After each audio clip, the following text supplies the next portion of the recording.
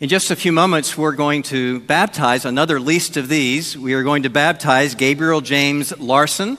And I recognize, as many of you do in this church, that this is my first infant baptism to do in this church. And it happens to be for my executive assistant's grandchild. Now, you don't have to be my executive assistant for me to baptize one of your children, but it's a privilege for me, and I'm thankful to be able to do it.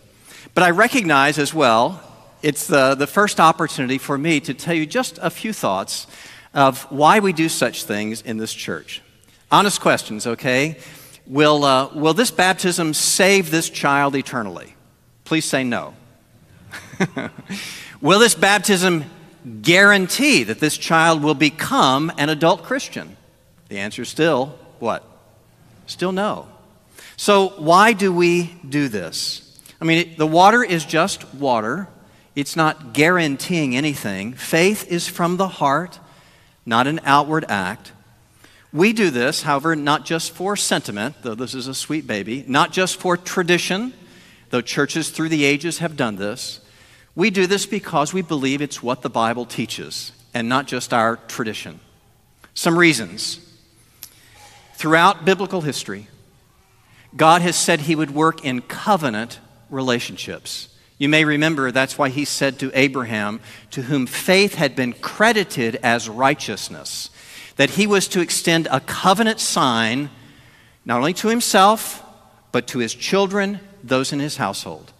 And Abraham did that before the children could even believe, because it was a sign of the pledge of God, not just of the individual's faith, of the pledge of God, that when the conditions of the covenant were met, that is faith, when the conditions of the covenant were met, that God pledged, He would then honor the covenant.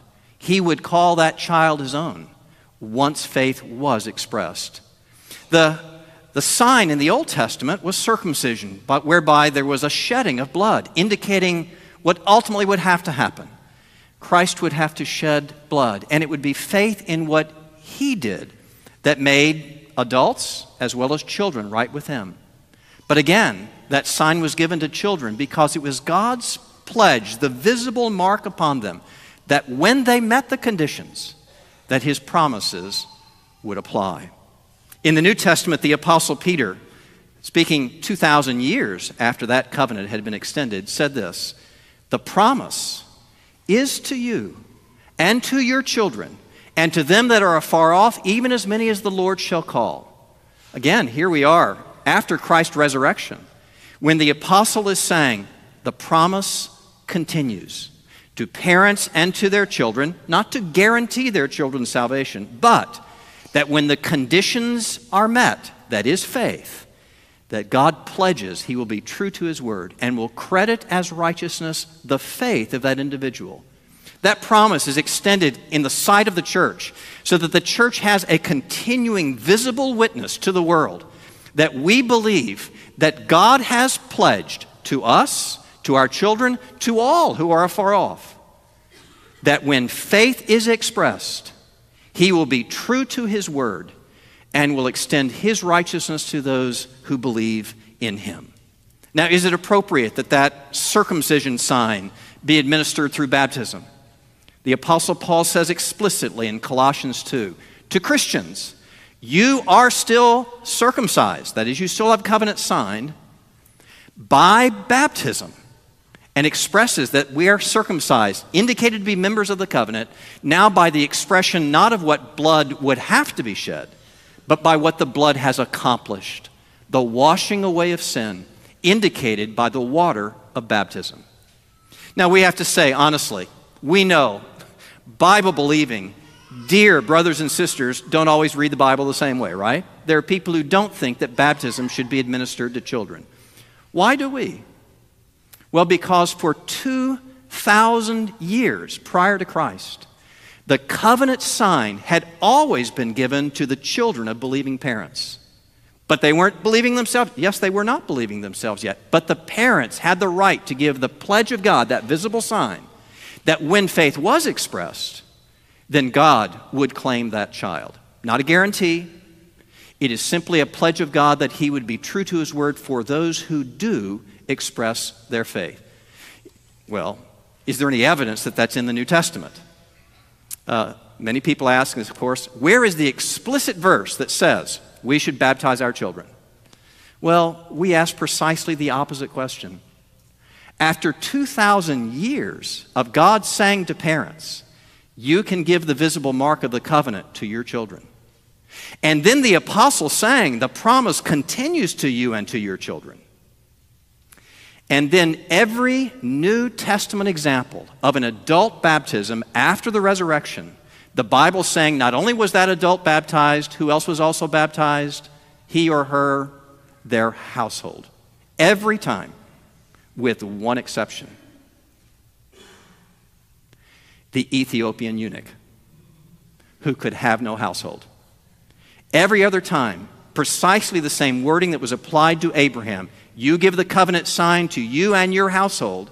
That precise wording is used every time in the New Testament that there is a fully described adult baptism after the resurrection, except for the Ethiopian eunuch.